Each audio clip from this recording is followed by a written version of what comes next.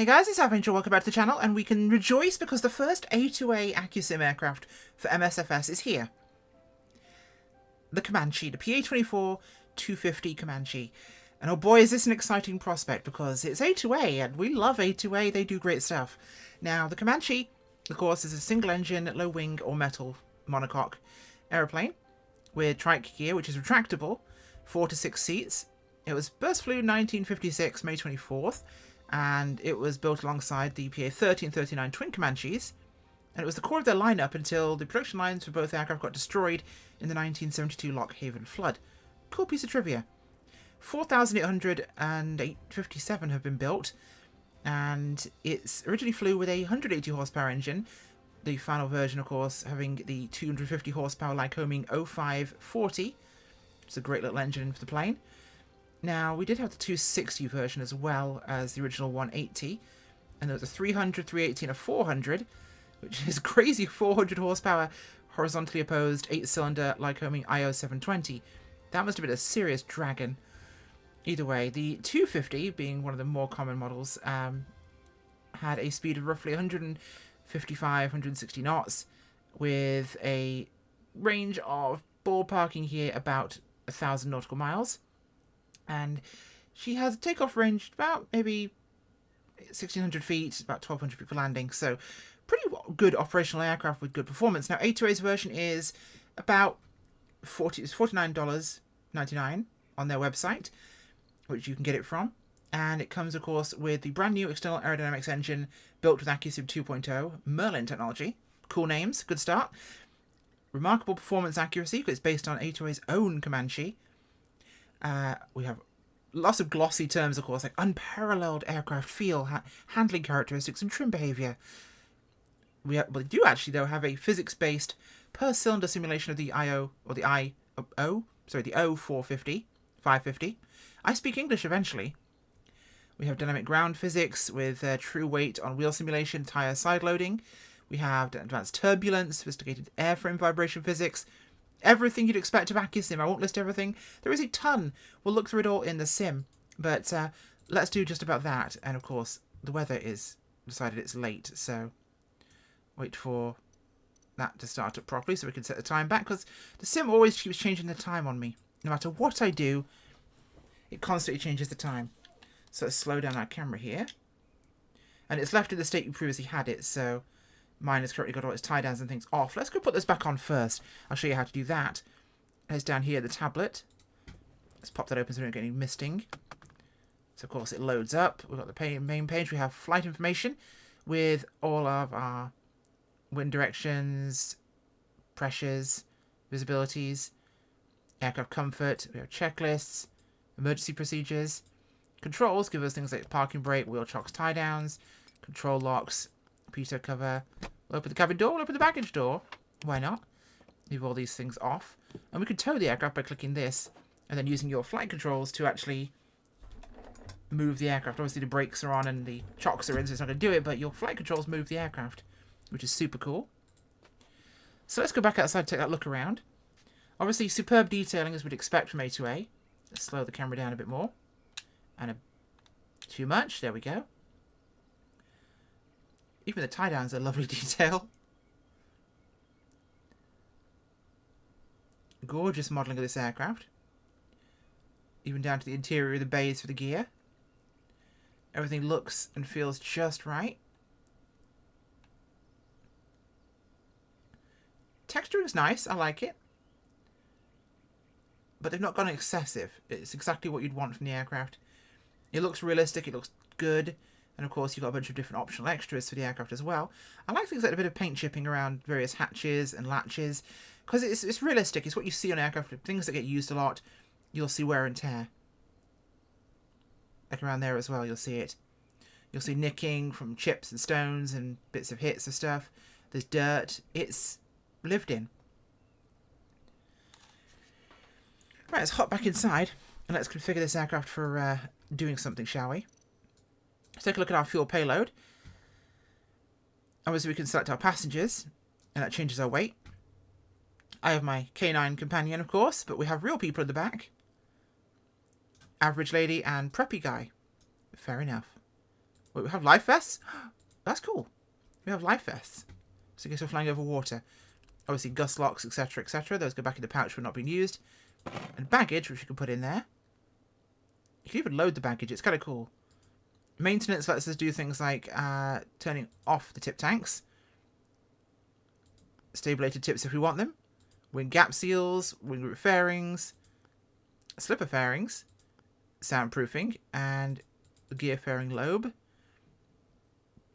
And we can switch out the Macaulay for an MT propeller, which is super awesome. And you'll see outside here, we've now got baggage in there. We've got the elevator tips there. We've got rid of the tip tanks on the aircraft, which just reduces our fuel capacity. We also have the wing root fairings there. We have various bits and pieces of streamlining for the aircraft to make it perform better, which is kind of awesome that there's so many options for the aircraft. It makes it really fun. And we'll, however, be putting on our tip tanks again. I do like those. And we'll leave the stabilator tips on. Yeah, why not? So we've got different versions. You can get like an auction used one, a used one, a new one. And the walk around lets you do various things like, can I grip the propeller? I can't. I can, however, check the oil.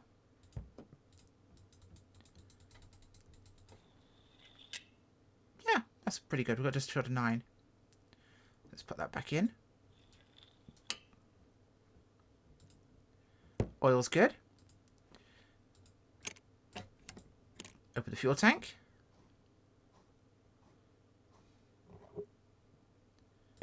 We have fuel. It's the level of simulation A2A give us that really does add to the experience of the aircraft.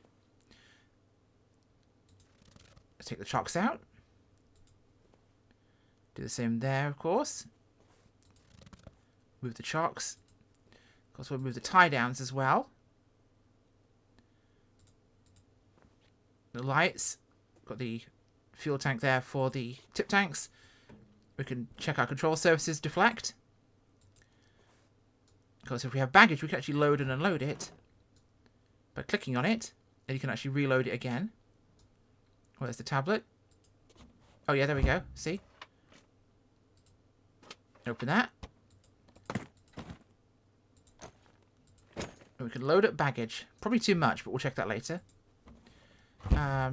Various other elements and components. Around the back here, we can take off our other tie down. We can go around the aircraft as much as we want to. We'll just go and actually read the pitot cover and the tie down there. Everything should be removed and clear for us to go. So let's go back inside the aircraft, which requires me to go blink.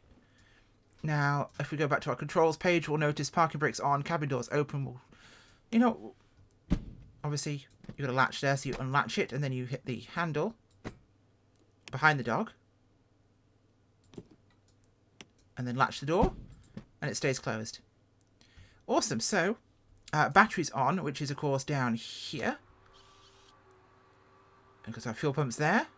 We'll put that on for start. Our fuel tanks are down here.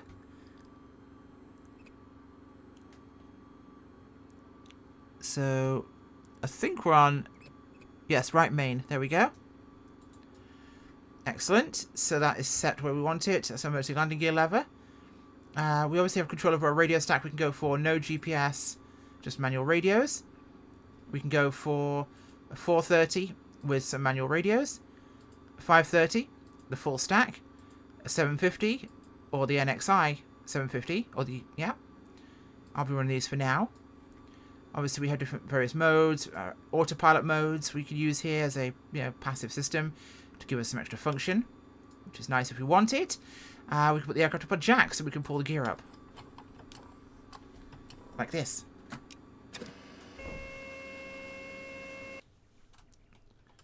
Yeah, we can just retract the gear and do a test of the gear function. Which is kind of super cool. Obviously it bobs around when Flight Sim decides to go in and out of its visibility. And it hasn't decided it wants to show that yet, so we'll go back in here. Gears in transition. Take it off the jacks, and we're good to go. Obviously, we can go to our engine heater, put the engine heater on as well. We can do all these various functions, really cool.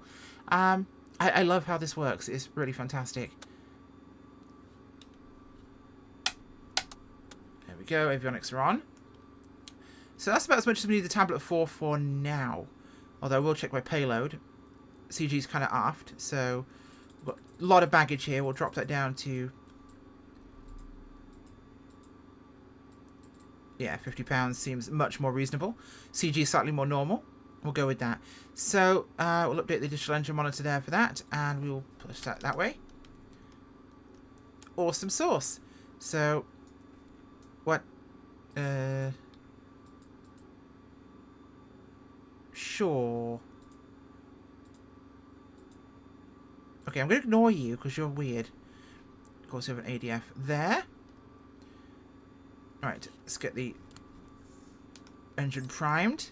Let's make sure I actually have my various levers and positions where they need to be. Crack the throttle a little bit here. And we'll give it a couple of pumps of primer. Now this is an aircraft where you want to hit the starter and then engage the mags. So, we're going to do just that.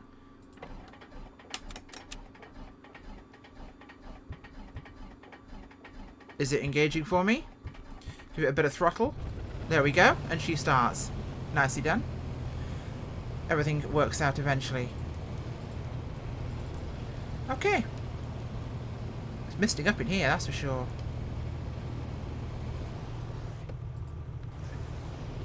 Where are my vents?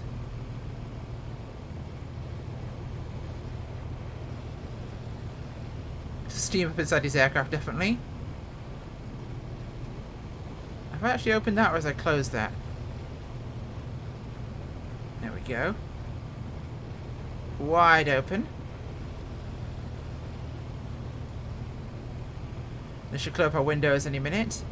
But it definitely does make things a little bit interesting when you're doing that, and having to keep an eye on the actual ventilation of the aircraft. Open cabin ventilation as well.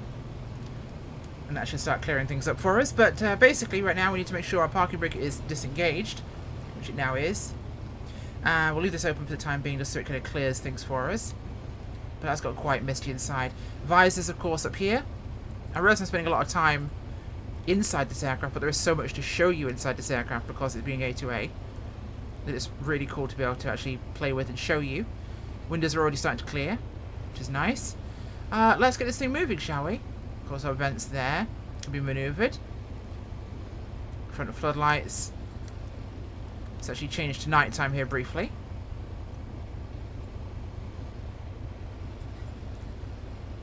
So really nice night lighting in the aircraft. Especially illuminating the balk. Flashbang.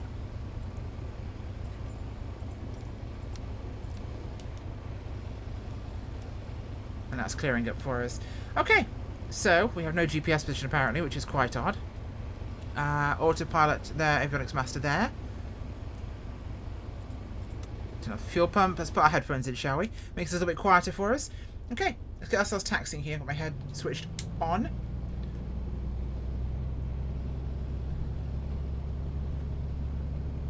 Ground handling is very nice, very accurate, very bouncy and real feeling. You do feel like you're in a fairly light aircraft maneuvering around. And look at how much the windows are clearing now. We've got some movement, some airflow. Okay, we'll get ready to taxi here, and one notch for takeoff there on the flaps.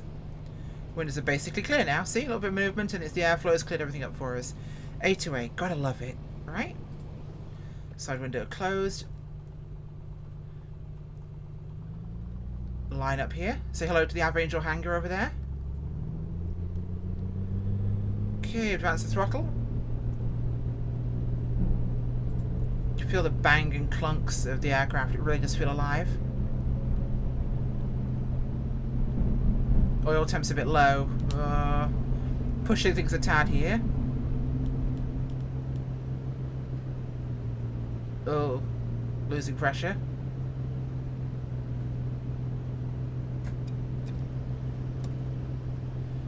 Oh, our oil temp's too cold, way too cold. I did not let this warm up at all. The engine's running rather rough. That is my bad. Hopefully we'll run it a bit aggressive and we'll start to get some temperature in there. But we definitely took off way too soon, hadn't warmed the engine up anywhere near enough. That is very, very, very, very, very cold oil. But it's coming up. Cylinder head temperature's coming up there. That's really low. Where is our oil temp? Yeah, oil temp's in the floor. Definitely should have warmed it up more. Cabin heat, cabin vent. No, we just have to let the engine warm up, unfortunately. That's why we got some surging on takeoff there. Was because the engine was rough. But that's the level of detail you get from an A2A aircraft. They have a very good simulation. Everything works properly, and when I'm skipping some steps because of a review, you find out about it because the engine complains. At least I know what's wrong with it. Cylinder temps are coming up, oil's starting to climb. So we'll be a little bit gentle on the engine here. We're not going to push it too hard. Let's pull this down. The markations there on the manifold indications are very, very good. You've got power for takeoff necessary, so if you're at a certain altitude, you can tell if you're getting enough engine power to actually take off. Get the nose down here. Yeah, oil temp's starting to climb, cylinder head temperature's looking good. But the aircraft flies like a dream. It is very, very maneuverable, very predictable, great visibility, great touring aircraft. In fact, this might usurp Coronado's 182 RG. In fact, it will usurp the 182 RG on my Alaska trip. Although I kind of want to finish that on the 182 and then take this on a different trip. Because I've started, I'm already in Oregon with my trip up to Anchorage from Mexico. This will be on a different trip, I think. I think I'll take this across Canada, west to east coast. But she's a really good cruiser, very, very fast. We'll pull back the power here and just let ourselves get a bit more, descend a little bit and become a little slower. But I must say they've done a fantastic job. I'm very impressed. The level of detail in terms of texturing and modelling is fantastic. I can't find a real complaint about this aircraft. It looks like a real one. The level of detail in terms of simulations and bits that function and work are fantastic. It's an A2A plane. This is exactly what one expects from an A2A plane. I wish there was something cool in the glove box. That'd be nice. No hidden click spots like Milviz do that I'm aware of. But she is a real beauty. There's our tank selector for the Orcs and Mains. But it's a beautiful plane. It really is. Take a look at the outside, shall we? In flight, she's a gorgeous, gorgeous aircraft. It looks way more aerodynamic and gainly in the air than it does on the ground. On the ground, she looks a little bit like an ugly duckling, but she's a beauty after all. Right, gears coming down. We're going to start turning base here. One notch of flaps.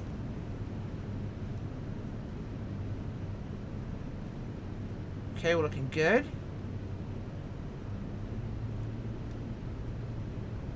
Okay, a little bit too much rudder in there. We'll start turning final here. Should have a pretty good run in. Second notch flaps. Very, very responsive. Typical GA plane in terms of how she responds in the air and on approach. It slows down relatively well. It's not super slippery. The aircraft handling is very nice. It's placid. It feels like a Piper. I only have experience in the PA-28. It's not in a Comanche, so I can't tell you for sure. But it flies like a Piper. It flies like a low-wing Piper. That's for darn sure. Let's bring her in nice and gentle here. Now, Pipers will tend to balloon a little bit on landing and take off because of the kind of ground effect they can get into, so you have to be a little bit aware of that with Pipers, especially the low wings. But they are predictable, at least in that regard. So I'm looking towards the far end of the runway rather than this end. It's one of those common mistakes you'll make in terms of touching down where you want to. Look to the far end, not the close end.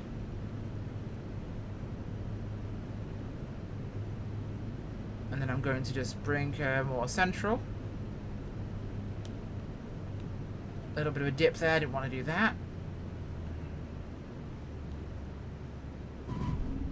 Bit of a skip there. Oh, hello. Side loaded the tyres a little bit. I'm sliding. That's my bad. I was quite fast on that approach. God, I was fast. Let's I'm trying not to burn up the brakes here, so I'm trying to modulate my braking, and I'm doing it in a very bad way. That was scuffy and way too fast.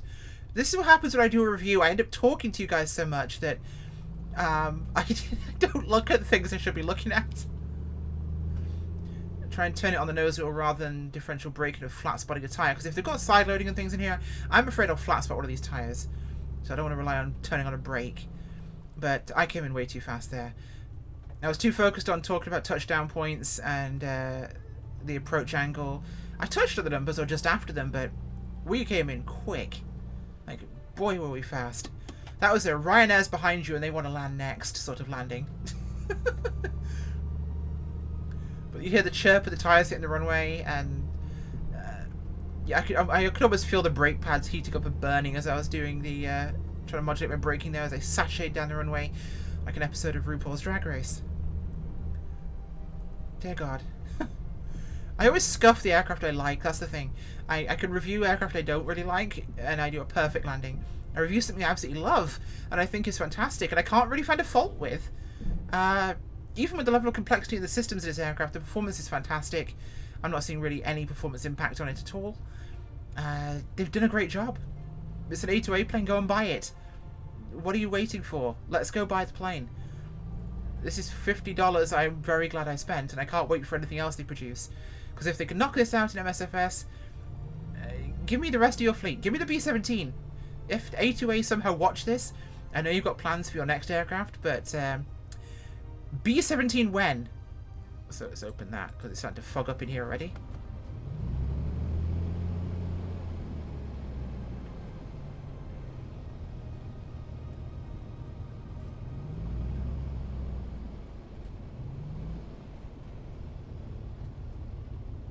Right, parking brake, by the way, in this aircraft is a matter of holding the brakes and then pulling out the parking brake and then releasing the brakes. And then we'll cut that. So, is it worth buying the A2A Comanche? Absolutely yes. Don't land it like you're a Ryanair or EasyJet crew trying to make it in before your turnaround at Malaga, and you'll have a wonderful time. Don't land talking to everybody else and focusing on everything else, and you'll be fine. But do fly it. Do buy it, and do enjoy it, because I will always usually find something I can criticise in an aircraft. Okay, I found something. I can criticise. A2A, if you're watching this, bring back the feature where you can terrify Heidi from the Cub. Give me passenger emotions. Let me terrify them and terrorise them with my flying. And I'll be very happy. I want to make Preppy Boy and Sporty Girl pee their pants. He is on something. He's on a lot of something. And she knows it, and she's trying to pretend she doesn't know it. But he's on all of the drugs. Look at those things. They are pinpricks. Dude. I know you said we were going flying. We need to get that high. Wow. Anyway, in other news, buy this plane. You won't regret it. It's fun. And it also seats dogs. Bye.